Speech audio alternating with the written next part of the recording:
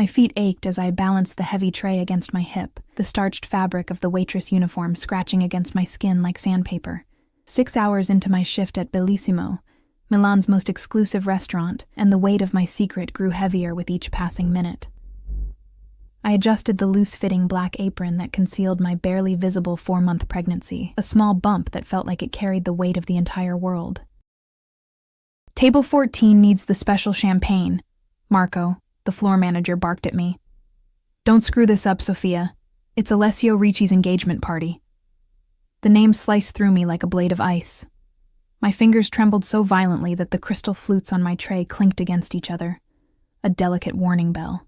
Alessio Ricci. My Alessio. Or at least he had been mine once, in another lifetime only 18 months ago. I steadied my breathing, a technique I'd perfected since discovering I was carrying his child. "Who's the lucky woman?" I asked, struggling to keep my voice neutral. Marco rolled his eyes. "Some model. Valentina something. Where have you been living? Under a rock. It's been all over the tabloids for months." I forced a smile that felt like broken glass cutting my lips. Of course, I knew exactly who Valentina was. I'd spent countless nights scrolling through her Instagram, torturing myself with images of her perfect body draped around my ex-husband, a man most of Milan knew only as a successful businessman. If they only knew what happened behind closed doors. "Just serve the champagne and keep your head down," Marco added, lowering his voice. "Ricci's people are everywhere tonight," I nodded, adjusting my blonde hair, now dyed brown and cut short to avoid recognition. 18 months ago, I'd been Sofia Ricci, the quiet, elegant wife of one of Italy's most dangerous men. Now I was just Sofia Belli, a waitress with a fake last name, and a baby growing inside me that would inherit the blood of a monster. A monster I still couldn't completely hate. The private dining room gleamed with opulence.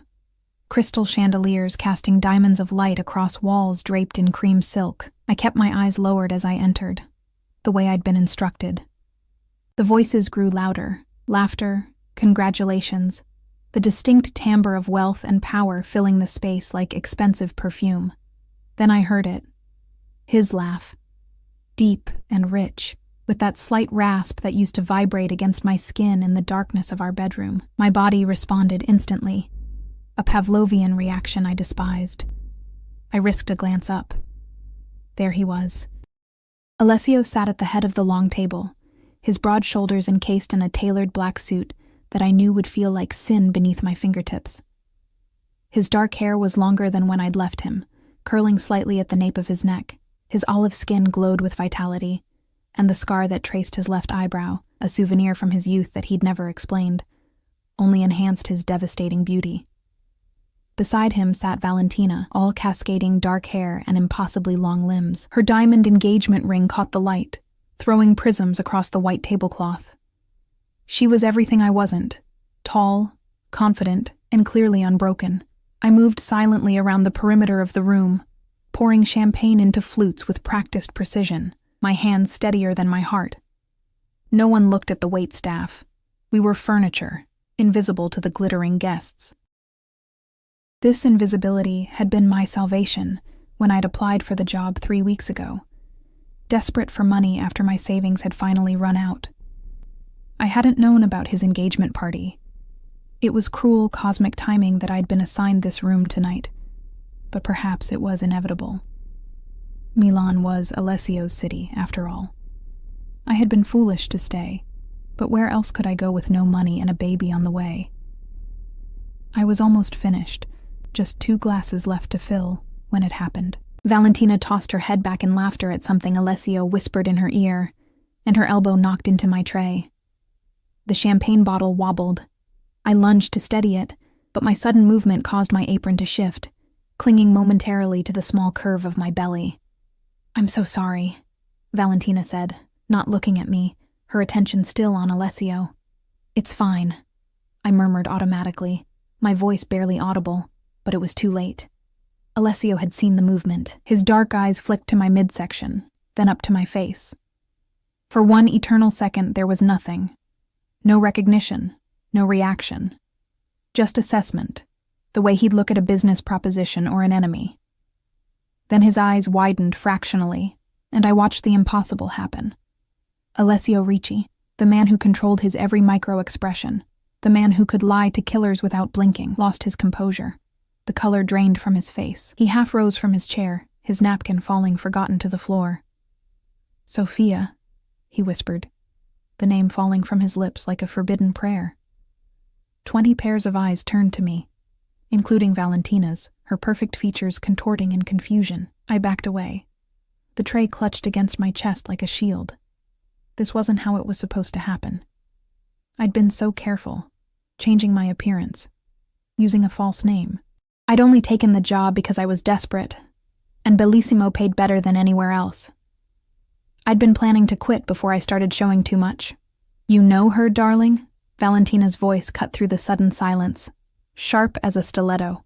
Alessio didn't answer her. He was still staring at me, his gaze dropping to my stomach, then back to my face. Understanding dawned in those dark eyes that had once looked at me with such tenderness, such passion, and sometimes such terrifying rage. "Everyone out," he said, his voice deadly quiet. No one moved. "Now!" The word exploded from him, making crystal stemware tremble. The authority in his tone was absolute. Chairs scraped against the marble floor as his guests hurriedly stood. Valentina remained seated, her knuckles white around her champagne flute. "Alessio, what is going on?" she demanded, but he wasn't listening. He snapped his fingers, and instantly his head of security, Bruno, materialized at his side. "Clear the room. Everyone, give us privacy." I finally broke from my trance and turned to flee, but I'd barely taken 2 steps when I felt his hand close around my wrist. His touch burned through me like a brand, familiar and foreign all at once. "Not you," Alessio said, his voice low and dangerous in my ear. "You stay, Sophia." Bruno was efficiently herding the confused guests out, including a protesting Valentina, who shot daggers at me with her eyes. The door closed behind them with a heavy finality, leaving me alone with the father of my unborn child, the man I'd fled in the dead of night 18 months ago. "Let go of me, Alessio," I said, surprised by the steadiness in my voice. He did, stepping back to look at me fully. His eyes moved over my dyed hair, the cheap uniform lingering on the small swell of my abdomen. "Is it mine?" he asked, his voice rough with emotion I couldn't identify. The question stung like a slap. "No, it belongs to one of the other dangerous criminals I was married to," I snapped before I could stop myself. A ghost of a smile touched his lips, gone so quickly I might have imagined it. "You still have that mouth on you." He moved closer, and I backed away until I hit the wall. "Why are you here, Sophia? Why now? On this night, of all nights?" "It's not what you think," I said, the tray still clutched against me. "I didn't know about your party. I just needed a job." "A job?" he repeated, incredulous. "You left with 5 million euros from my safe. Don't tell me you've gone through it all already." I looked away, shame burning my cheeks. "Your father found me 6 months ago. He took everything." I hadn't meant to tell him that, but the words tumbled out before I could stop them. Alessio went very still, the way he did when he was most dangerous. "My father? Gregorio found you?" His voice had dropped to a whisper. "And you didn't come to me?" "Come to you?" I laughed, a broken sound. "After what happened the night I left? After what you did?" Pain flashed across his face. "I never touched you, Sophia, never. Not like that. You put 3 men in the hospital that night. You made me watch." The memories flooded back, blood on marble floors, screams echoing through our mansion. Alessio's face transformed into something inhuman with rage. "You said I would be next if I ever betrayed you." He flinched. I was angry. They were stealing from me, using my wife to do it. Using you. I didn't know what my brother was doing, I whispered, the old defense automatic on my lips. "I didn't know he was using my access to your accounts." Alessio moved closer, crowding me against the wall. I could smell him now. Expensive cologne, the faint musk of his skin underneath. My body responded traitorously, remembering nights tangled in silk sheets, his hands gentle despite the violence they were capable of. "And yet you took my money when you left," he said softly. 5 million in bearer bonds. That wasn't your brother's idea? I raised my chin.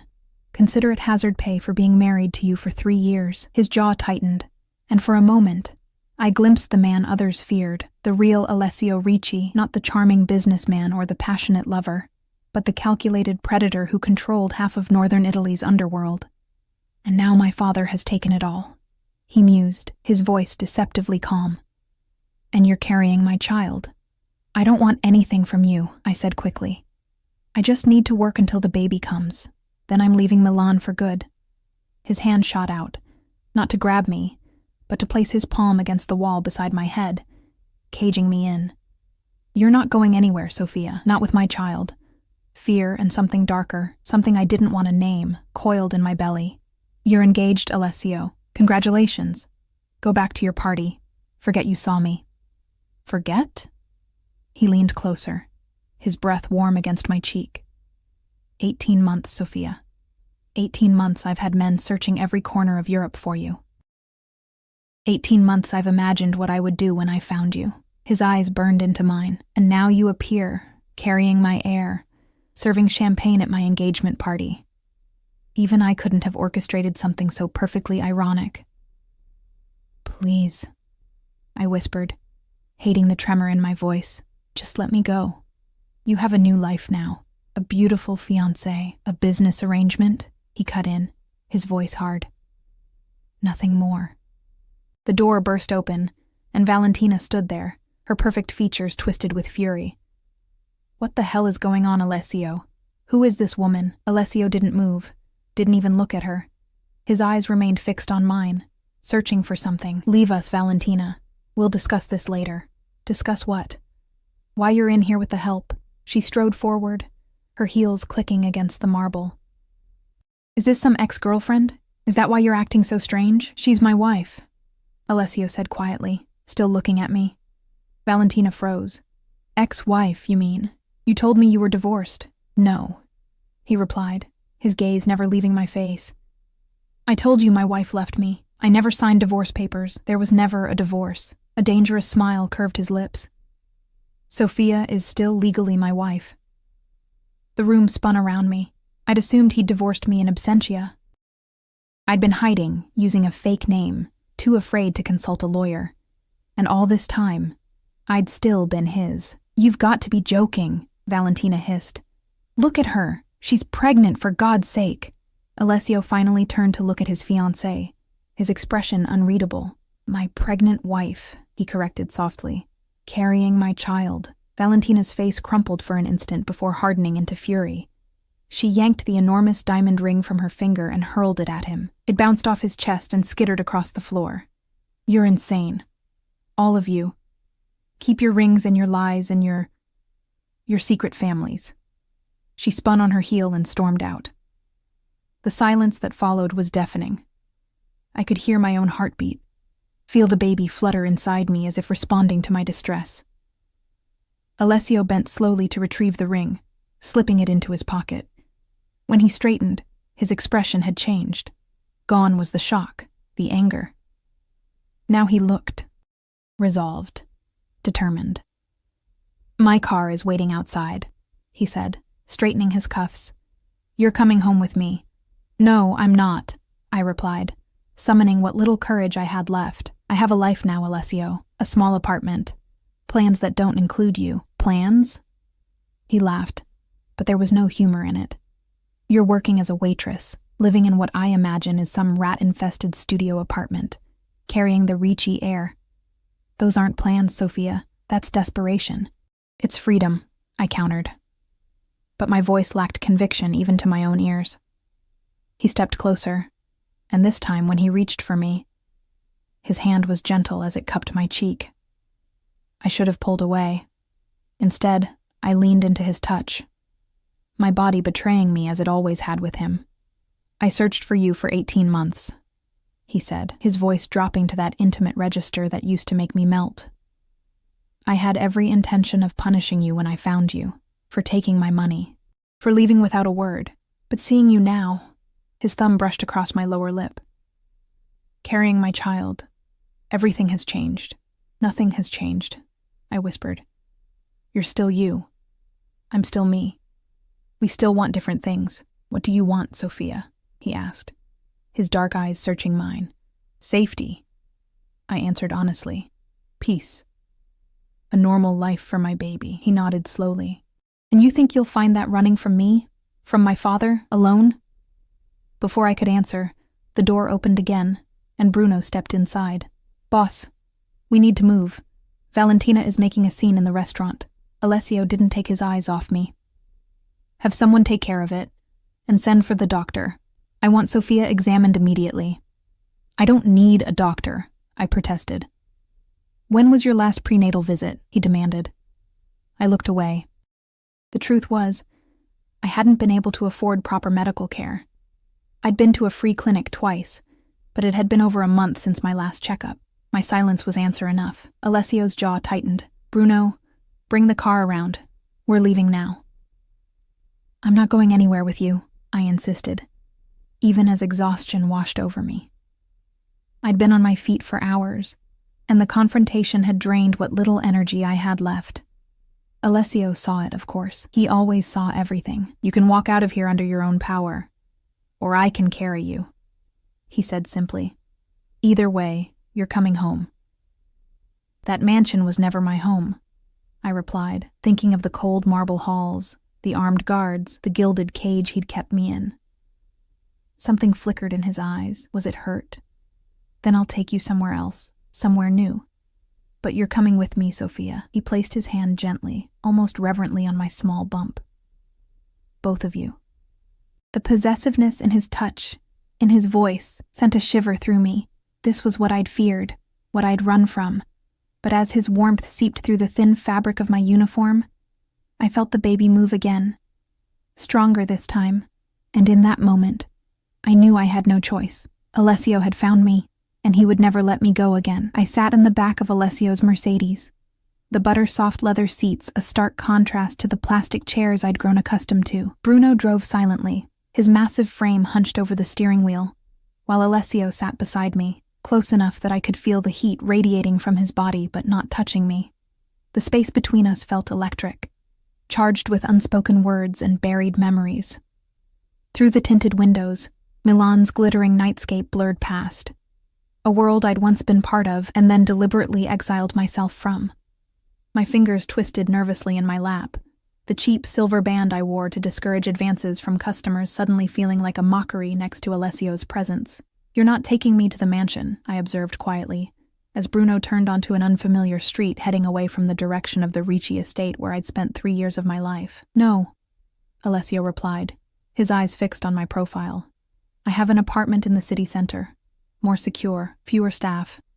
I nodded, relieved not to be returning to that cold, sprawling house filled with memories both beautiful and terrible. The mansion had always felt like Alessio's territory, never truly mine, despite his insistence on redecorating entire wings to my taste. You look tired, he said, his voice softer than it had been at the restaurant. I've been on my feet since noon, I answered, unable to keep the weariness from my voice. Without warning, he reached across the space between us and took my hand, turning it palm up. His thumb traced the calluses that had formed there over months of carrying heavy trays and washing dishes. Something dark flashed across his face. These hands weren't meant for labor, he said, almost to himself. I pulled my hand away. These hands have kept me alive, Alessio. Kept your child alive. His jaw tightened at the mention of the baby, and his gaze dropped to my belly, a possessive heat in his eyes that made my skin prickle with awareness. You should have come to me when you found out. You made it very clear what happens to people who betray you, I said, unable to keep the bitterness from my voice. You didn't betray me, he replied, his voice dropping to that dangerous register I remembered all too well. Your brother did. And you made me watch what happened to him and his friends. The memory rose unbidden, blood spattering across imported marble, my screams echoing off vaulted ceilings. Alessio's face transformed into something inhuman as he'd ordered his men to continue. You said it was a lesson. It was. No apology, no remorse. Just a statement of fact. Your brother used you to access my accounts. He put you in danger. He deserved what he got. "He's my brother, Alessio," I whispered. "My only family." "I was your family," he countered, and the raw emotion in his voice startled me. "I gave you everything, protected you, and you ran." His hand curled into a fist on his thigh. "With my money." The car slowed, pulling into the underground garage of a sleek high-rise I didn't recognize. Bruno parked but remained seated, awaiting instructions. "Give us a moment," Alessio said, and Bruno stepped out, standing just beyond the car's tinted windows, his broad back to us, a sentinel granting the illusion of privacy. In the dimly lit confines of the car, Alessio finally turned fully toward me. "Why didn't you tell me about the baby before you ran?" I stared at him, momentarily confused. "I didn't know I was pregnant when I left." His eyes narrowed. "Don't lie to me, Sophia. Not now." "I'm not lying," I insisted, resting a protective hand on my bump. "I found out 2 months after I left. I was staying with a friend in Geneva. I'd missed my period, but I thought it was stress from everything." I swallowed hard. The timing. It must have happened right before I left. Something shifted in his expression, a softening around his eyes, a slight relaxation of his jaw. 4 months, he murmured, calculating. "That would mean—" "The night of the charity gala," I finished quietly. Recognition flared in his eyes. "The last night we'd made love before everything fell apart, before I discovered what my brother had done, before Alessio showed me exactly what kind of man he truly was." "Does my father know?" he asked, his voice suddenly hard again. "About the baby?" I shook my head. "I don't think so. He was only interested in the money. Tell me what happened with him. Everything." I took a deep breath, the memories still raw. "He found me in Barcelona 6 months ago. I'd been there for almost a year, working in a small cafe, trying to build a life. 2 of his men grabbed me off the street as I was walking home. They took me to a hotel where he was waiting." I shuddered at the recollection of Gregorio Ricci's cold eyes, so like his son's, and yet utterly devoid of the passion that animated Alessio's. "He said he'd been looking for me since you couldn't find me yourself, said I'd disrespected the family by leaving." Alessio's expression darkened. "What did he do?" "Nothing physical," I assured him quickly. "He didn't hurt me. He just took everything. The money, my passport, even my phone. Said it was payment for dishonoring the Ricci name." I looked down at my hands. I think he would have done worse, but someone called him. While he was distracted, I ran. Again. "And you came back to Milan," Alessio said incredulously, "the one city where you were certain to be recognized eventually." "I had nowhere else to go," I admitted.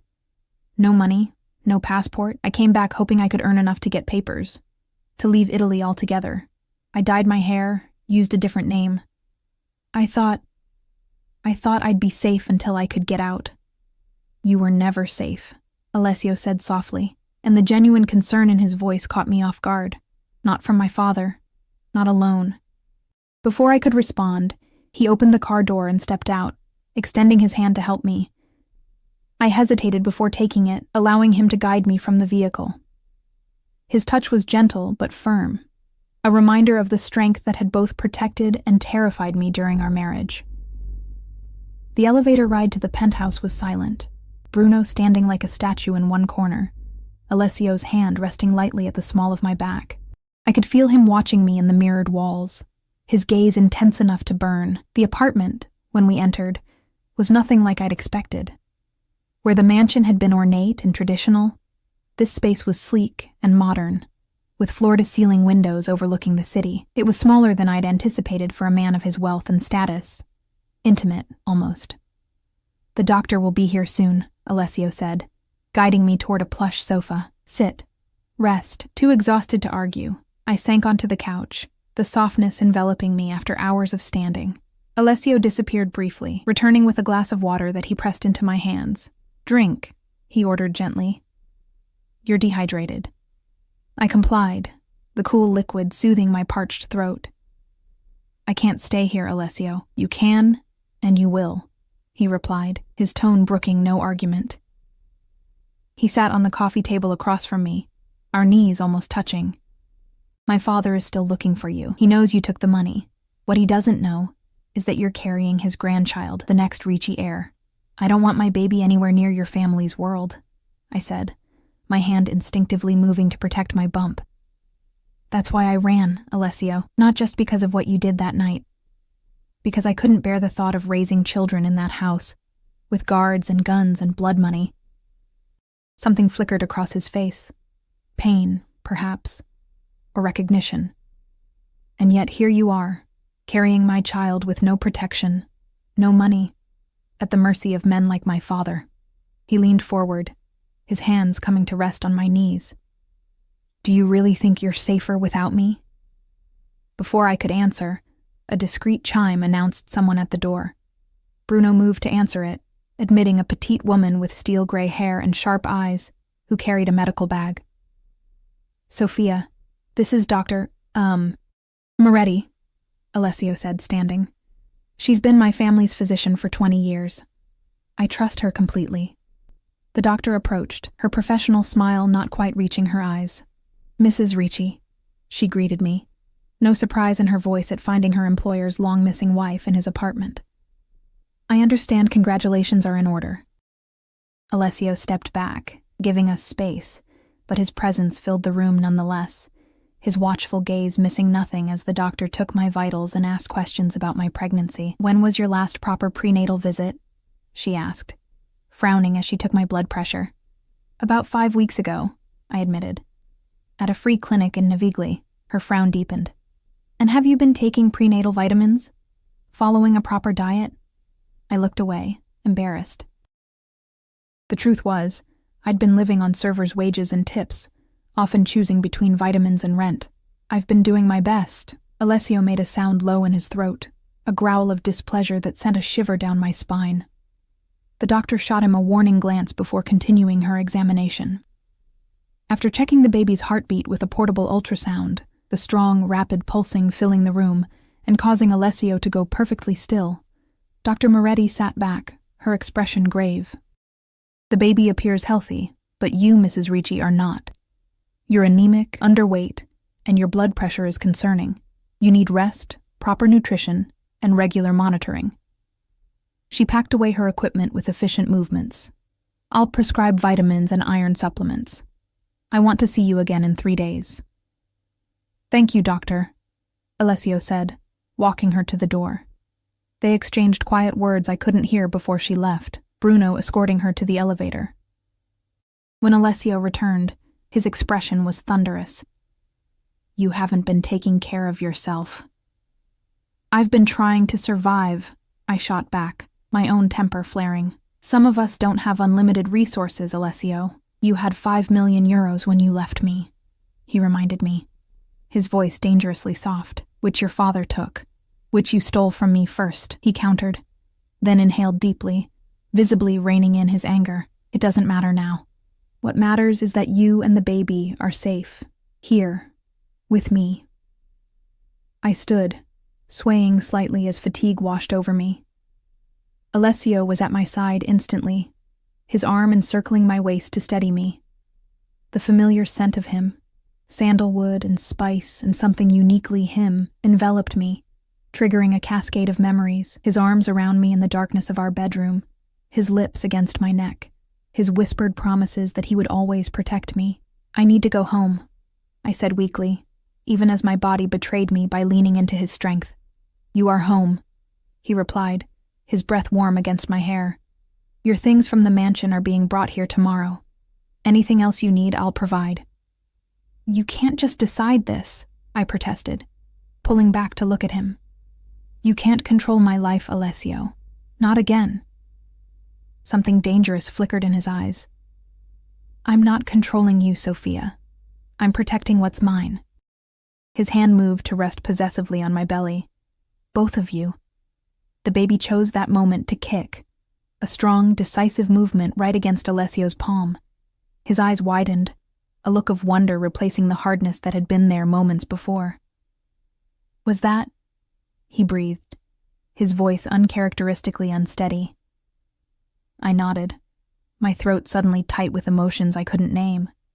She's been active lately, especially at night. She? He whispered, his hand still splayed across my belly, waiting for another movement. I don't know for sure, I admitted. It's just a feeling. The baby kicked again, and Alessio's face transformed. The dangerous Mafia boss, the man who ruled Milan's underworld with calculated ruthlessness, looked utterly undone by the flutter of life beneath his palm. My daughter, he murmured, and the naked longing in his voice made my heart twist painfully in my chest. I stepped away, breaking the contact, suddenly terrified by the surge of emotion threatening to overwhelm me. I need to rest. Alessio nodded, collecting himself. Of course. I'll show you to your room. He led me down a hallway, opening a door to reveal a spacious bedroom with the same stunning city view as the living room. Everything you need should be here. If not, tell Bruno.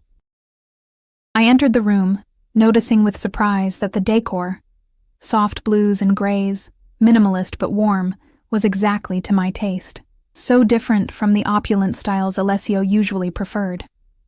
Did you design this recently? I asked, confused. A shadow crossed his face. I bought this apartment 6 months after you left. I decorated it, in case you came back. The admission hung in the air between us, weighted with implications I wasn't ready to examine. Alessio, get some rest, he interrupted, his mask of control firmly back in place. We'll talk tomorrow. He turned to leave, then paused. Sophia? Yes? If you try to leave, I'll find you again. It wasn't a threat, but a simple statement of fact, and next time I won't be so gentle. With that, he closed the door, leaving me alone in the room he'd created for a wife he never expected to return. I sank onto the bed, my hands cradling my belly, and for the first time in months, I allowed myself to cry for the life I'd fled, for the uncertain future ahead, and for the undeniable truth that despite everything, some part of me had never stopped loving the dangerous man who had reclaimed me. As sleep finally claimed me, one thought echoed through my mind. Alessio had found me, and this time, there would be no escape. Morning light filtered through unfamiliar curtains as I opened my eyes, momentarily disoriented by the softness of the bed beneath me and the silence surrounding me. No blaring car horns from the street below my cheap apartment. No neighbors arguing through paper-thin walls. For a few seconds I couldn't remember where I was. Then it all came rushing back, the restaurant. Alessio's shocked face, the doctor's visit. I sat up slowly, my hand automatically moving to my belly as the baby stirred. The clock on the nightstand showed it was nearly 10 in the morning. I couldn't remember the last time I'd slept so late or so deeply. A soft knock at the door startled me. Come in, I called, pulling the blanket up to my chest, despite still being dressed in yesterday's waitress uniform. The door opened to reveal a middle-aged woman with a kind face and silver-streaked dark hair. Good morning, Mrs. Ricci, she said in Italian. I'm Maria. Mr. Ricci asked me to bring you some breakfast and fresh clothes. She carried a tray laden with food and a garment bag draped over her arm. My stomach rumbled at the sight of the tray. Fresh fruit, pastries, eggs, and a steaming pot of tea. Maria smiled knowingly as she set it on the nightstand. Mr. Ricci said you're eating for 2 now. He was very specific about the menu. Of course he was. Alessio controlled everything in his orbit. Where is he? I asked, unable to keep the wariness from my voice. He left early this morning. Business, he said. Maria hung the garment bag in the closet. He asked me to tell you he'll return for lunch and to make yourself at home. She gestured to a door in the corner. There's a bathroom through there with everything you might need. Clean towels, toiletries. I nodded my thanks, already pouring a cup of tea with hands that trembled slightly. Maria watched me for a moment before adding gently, It's good to have you back, Mrs. Ricci. The staff at the mansion, we missed you. Before I could respond to this unexpected sentiment, she slipped out, closing the door softly behind her. After breakfast, I showered, letting the hot water sluice away the exhaustion and tension of the previous day. Wrapped in a plush towel, I examined the contents of the garment bag. A simple but elegant maternity dress in soft blue, underwear with the tags still attached, and comfortable flat shoes. All exactly my size, all exactly my style. I dressed slowly, unsettled by Alessio's apparent prescience. The clothes fit perfectly, accommodating my small bump without emphasizing it. When I emerged from the bedroom, Maria was tidying the already immaculate living room. "Is there anything you need, Mrs. Ricci?" she asked. "My things," I replied, thinking of the few possessions I'd accumulated during my months of independence. "From my apartment, I need—" "Mr. Ricci has already sent someone," she interrupted apologetically. "They should return shortly with your belongings." Of course. Alessio was nothing if not efficient. I moved to the floor-to-ceiling windows, gazing out at Milan sprawled below.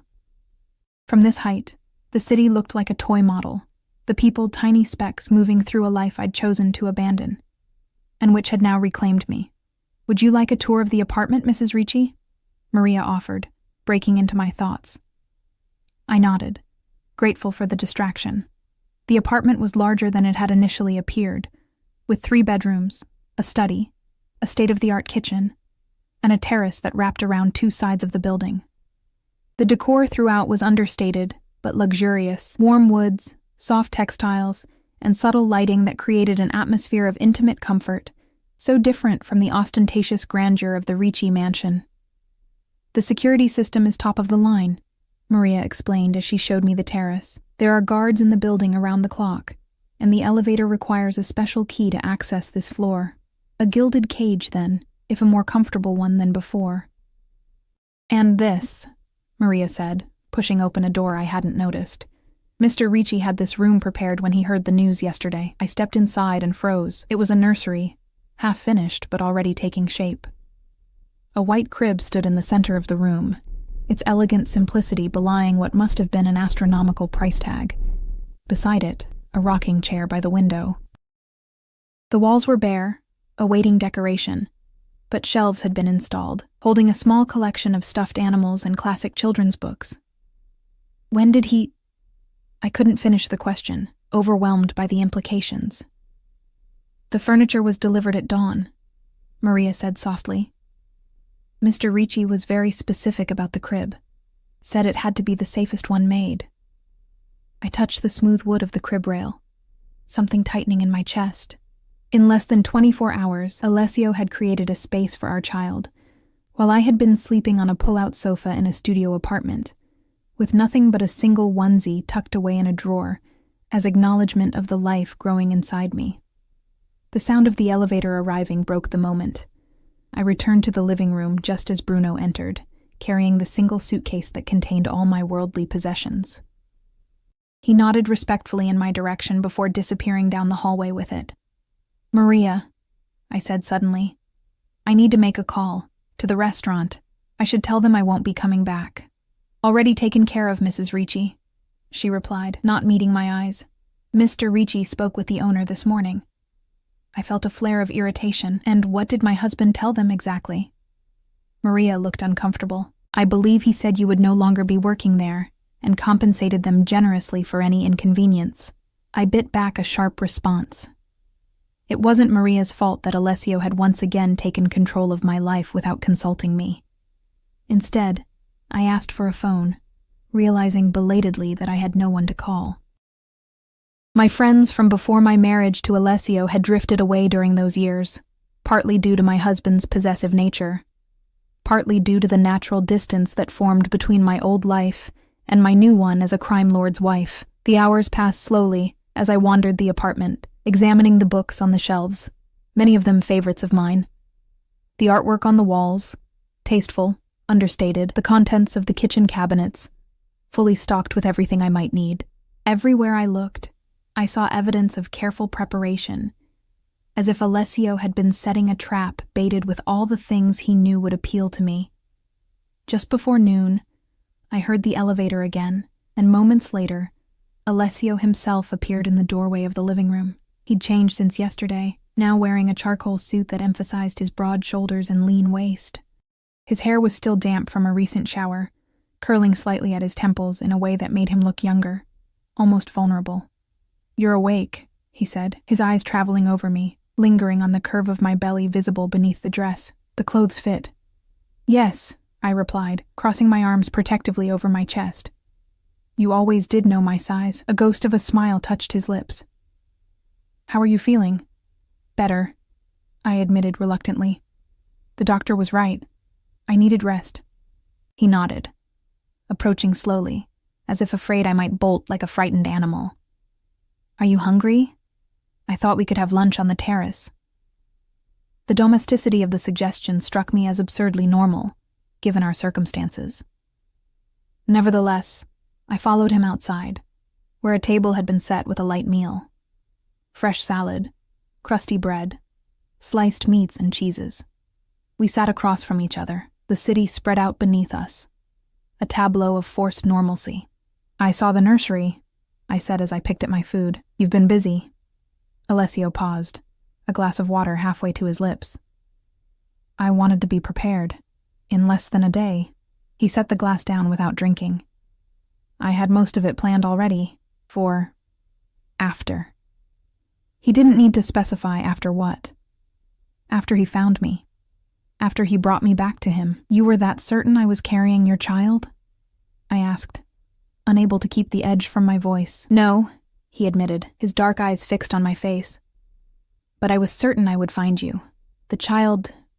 He paused, something raw and honest flickering across his features. The child is a gift I didn't expect. The sincerity in his voice caught me off guard. For a moment, I glimpsed the Alessio I had fallen in love with, the man beneath the monster, capable of tenderness and even vulnerability. Why didn't you divorce me? I asked, the question that had been burning inside me since his revelation to Valentina. His expression hardened slightly. Why would I? You're my wife. I left you, Alessio. I stole from you. Most men would have cut their losses. I'm not most men. He leaned forward, his gaze intense. And you were never a loss to be cut, Sophia. You were. You are. Mine. The possessiveness in his voice sent a shiver down my spine. Equal parts fear and something more complicated. Something I wasn't ready to acknowledge. What about Valentina? I asked, changing the subject. Your engagement? A dismissive shrug. A business arrangement, as I told you. Her father owns shipping interests I wanted to acquire. The engagement was a means to an end. And now? Now it's over, he said simply. She knows that. I set down my fork, my appetite gone. You can't just... Pick up where we left off, Alessio. Too much has happened. I don't intend to pick up where we left off, he replied, his voice dropping to that dangerously soft register that always preceded his most implacable decisions. I intend to start something new with you. With our child. Something new, I echoed, the words hollow in my mouth. What does that mean exactly? Alessio set his napkin aside, his movements deliberate. It means I'm offering you a choice, Sophia. A choice? I couldn't keep the skepticism from my voice. Since when does Alessio Ricci offer choices rather than commands? Something flashed in his eyes. Hurt, perhaps, though it was gone too quickly to be sure, since I spent 18 months searching for a wife who preferred waiting tables while pregnant to living with me. He stood, moving to the edge of the terrace, his back to me as he gazed out over the city. I've had time to reflect on why you left. I remained silent, watching the tension in his shoulders, the way his hands gripped the railing. I thought I gave you everything, he continued quietly. Security, luxury, my name, my protection. He turned to face me. What I didn't give you was freedom. No. I agreed softly. You didn't. I kept you like a bird in a cage, he acknowledged, surprising me with his candor. Beautiful. Precious. Mine to admire. Mine to possess. His jaw tightened. I stood, never free to fly, drawn to him despite my better judgment. And now? Now I understand that keeping you captive only made you desperate to escape. He moved closer, close enough that I could see the flecks of amber in his dark eyes. So I'm offering you terms, Sophia. A negotiation, if you will. I'm listening, I said cautiously. Stay with me voluntarily. Here, not at the mansion. No guards following your every move. No restrictions on where you go or who you see. His voice remained steady, but I could sense the effort it cost him. In return, I ask only that you allow me to provide for you and our child. to protect you both from my father and anyone else who might harm you. I searched his face for signs of deception, but found only intensity and what appeared to be genuine sincerity. And if I refuse? His expression darkened. Don't test me on this, Sophia. My child will not be raised in poverty or danger. If you refuse my offer, he paused, visibly restraining himself. Let's just say it would be better for everyone if you accept. And there it was. The thinly veiled threat beneath the veneer of reason. The real Alessio, the one I had fled from. You haven't changed at all, I said, disappointment washing over me. This is still about control. This is about protection, he corrected sharply. My father is looking for you. Do you understand what he would do if he discovered you're carrying the next Ricci heir? If he knew you had produced what he and his wives never could? A continuation of the bloodline? Fear slithered down my spine. Gregorio Ricci's obsession with family legacy was legendary. 3 marriages had produced only one son, Alessio, and the old man's bitterness over his inability to create a dynasty had poisoned their relationship from the beginning. He would take the baby, I whispered, my hand instinctively moving to my belly.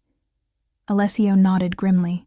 He would take you both, install you in one of his properties under constant surveillance. The baby would be raised as his heir, not mine, and you?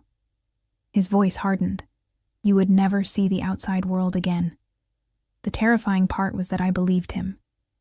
I had met Gregorio only a handful of times during my marriage to Alessio, but each encounter had left me chilled. The patriarch's cold calculation made his son seem positively emotional by comparison. So my choices are captivity with you or captivity with him, I said bitterly. I'm offering you protection, not captivity, Alessio replied, frustration edging his voice. I'm trying to give you as much freedom as I can while keeping you safe. What does that freedom look like exactly? I asked. Can I get a job? Have friends? Live a normal life? He ran a hand through his hair, a rare gesture of agitation. A job? Why would you need to work? Because it's normal, Alessio. Because it gives me purpose. Independence. Independence, he repeated, the word sour on his tongue. Always. It comes back to this. Your need to be separate from me. My need to be myself, I corrected. Not just your wife. Not just the mother of your child. A person with my own identity. He was silent for a long moment, his face unreadable. Then, to my surprise, he nodded slowly. Very well. If work is important to you, I can arrange something suitable, something safe. I stared at him, nonplussed by this unexpected concession. What about leaving the country? What if I wanted to raise our child somewhere else, away from all of this? I gestured vaguely at the luxurious apartment, the city beyond, all of it tainted by the shadow of his family's empire. Alessio's expression hardened. That is not negotiable. My child will be raised here, in Italy, with me present in their life. I had expected nothing less, but it still stung to have it confirmed so bluntly. And us? What exactly are you proposing for our relationship, Alessio? Something shifted in his gaze, a heat that was all too familiar. He stepped closer, and I fought the urge to back away, determined to hold my ground. We are still married, Sophia, he said softly. In every legal sense. Whether we resume a full marital relationship is up to you. His eyes dropped briefly to my lips. I won't force you. I've never forced you. But I think we both know what still exists between us. My traitorous body responded to his proximity, to the familiar scent of him, the heat radiating from his tall frame. Memories flooded back unbidden, his hands on my skin, his lips on mine, the way he could unravel me with a touch. For all his faults, for all the darkness in him, Alessio had always been a passionate and attentive lover. Physical attraction isn't enough, I managed, my voice not as steady as I would have liked. Not when I can't trust you. Pain flashed across his features, genuine and unguarded. You trusted me once, before I knew what you were capable of, I countered. You always knew what I was, he said quietly. From the beginning. You just chose not to see it until it was in front of you. He was right, and we both knew it.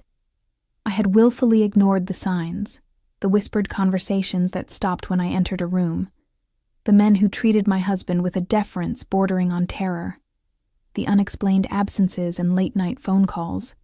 I had chosen the fairy tale over the reality until that bloody night had shattered my illusions forever. Before I could respond, my phone rang. The new one Alessio had provided that morning, its contacts list populated with only his number and Bruno's. "It's Dr. Moretti," I said, glancing at the screen. "Answer it," Alessio instructed, moving away to give me privacy, though I knew he would still be listening. The doctor's voice was brisk and professional, as she informed me that my blood work from the previous night showed concerning levels of anemia. "I've prescribed iron supplements," she said, "and I'd like to see you tomorrow for a more thorough examination." "Thank you, doctor," I replied, aware of Alessio's intent gaze. "I'll be there." When I ended the call, Alessio was already on his phone, issuing quiet instructions to someone. "Have the prescription delivered within the hour," he ordered, before hanging up and turning back to me. "You heard?" I asked unnecessarily. He nodded, concern evident in his expression. "You need to take better care of yourself, Sophia." "I was doing my best with limited resources," I said defensively. "And now your resources are unlimited," he replied simply. "Whatever you need, whatever the baby needs, you have only to ask." The ease with which he offered this, as if money could solve everything, both irritated and comforted me.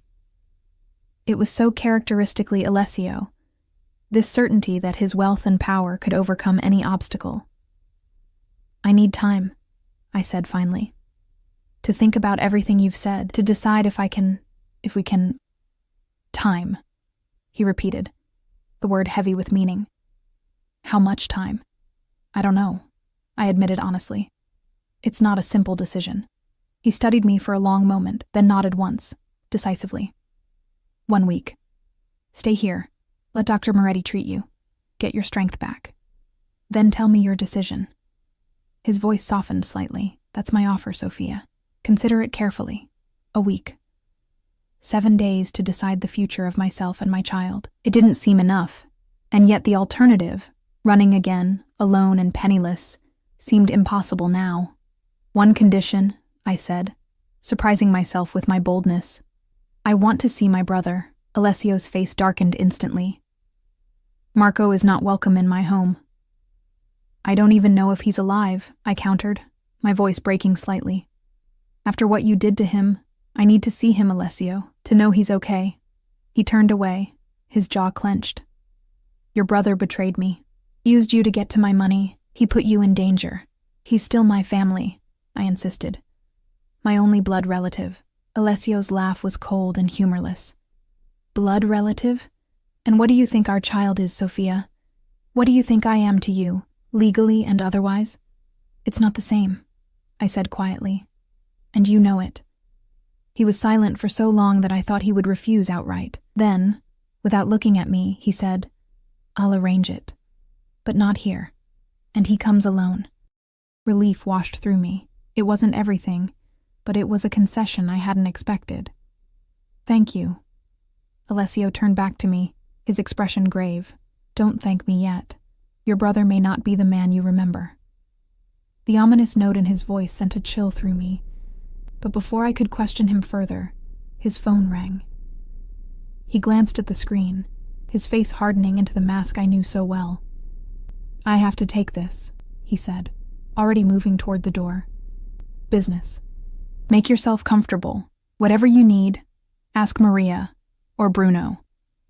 And just like that, he was gone, leaving me alone with my thoughts and the weight of the decision I had 1 week to make. The week passed in a strange limbo of luxury and uncertainty.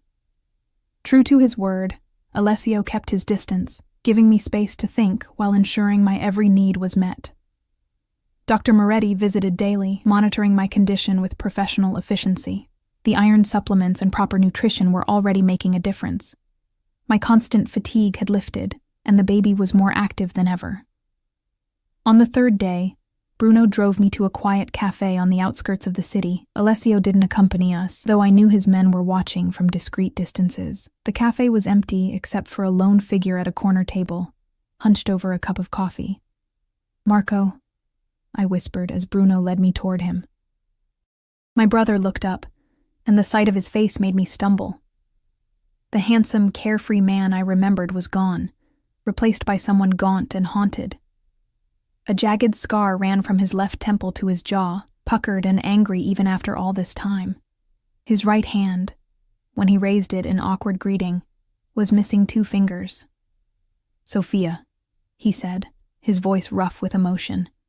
"You're really here." I rushed to him, tears blurring my vision as I embraced him, feeling the sharp angles of his too thin body. "I thought you were dead," I sobbed against his shoulder. "After that night, I thought—" "Ricci doesn't kill family," Marco said with a bitter laugh. "He just makes them wish he had." We sat, and I couldn't stop staring at him, cataloging the changes. Beyond the visible injuries, there was a new wariness in his eyes, a defeated slump to his shoulders. "What happened after I left?" I asked, though part of me didn't want to know. Marco's laugh was hollow. "Rehabilitation, Ricci style. 6 months working in one of his warehouses on the docks. 14-hour days, no pay, just enough food to keep working." He flexed his maimed hand. This was a reminder of what happens to thieves. The face was just extra. Horror and guilt washed through me. While I'd been running with Alessio's money, my brother had been suffering this brutality. "Marco, I'm so sorry. I didn't know—" "Don't," he interrupted sharply. "Don't apologize. You got away. That's what mattered." His gaze dropped to my swollen belly. "But now you're back, and with his child." I laid a protective hand over my bump. "It's complicated." "It's Ricci," Marco countered, bitterness threading his voice. "Nothing's complicated with him. He takes what he wants and destroys anyone who gets in his way. He's changed," I said, not entirely believing it myself, or trying to. Marco's laugh was harsh and disbelieving. "Men like him don't change, Sophia. They just find new ways to control you." He leaned forward, his eyes intense. "You need to run. Now, while you still can. I have contacts, people who can help." "I can't," I interrupted softly. "Not again. Not like this." I gestured to my belly. "And his father is looking for me, for us." Marco paled visibly. "Gregorio? He knows about the baby?" "No, not yet. But if I run, Alessio says he'll find me. Take the baby. Keep me prisoner, and you believe Alessio is the better option?"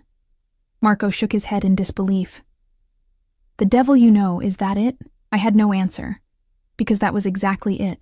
Whatever his faults, Alessio had never physically hurt me, had never raised a hand to me, and I had seen the way he looked at my belly, with a reverence that suggested our child would be similarly protected. "He's offering me freedom," I said finally. "Within limits." "Freedom," Marco scoffed. "In a cage with an open door that slams shut the moment you try to walk through it." We talked for nearly an hour, Marco telling me about his new life. A small apartment in Naples, a modest job at a shipping company not connected to the Riccis. "I'm alive," he said with grim humor. "That's more than I expected after what I did." When it was time to leave, he embraced me fiercely. "Whatever you decide, know that I'm here," he whispered. "If you need me, I'll come. Consequences be damned." I clung to him, overwhelmed by the knowledge that he would risk Alessio's wrath again for me. "Stay safe," I murmured. "Please, you too, little sister." He touched my belly gently, "Both of you." On the drive back to the apartment, I watched Milan pass by in a blur, my thoughts churning. Marco was right about Alessio. He was possessive, controlling, dangerous. But he was also the father of my child. And despite everything, despite the rational part of me that knew better, there was still something between us. Something powerful and undeniable. The next few days passed in quiet contemplation as I weighed my options. True freedom would mean leaving Italy entirely, starting over somewhere Alessio and his father couldn't reach us. But the reality of my situation, pregnant, alone, with limited resources, made that dream seem impossible.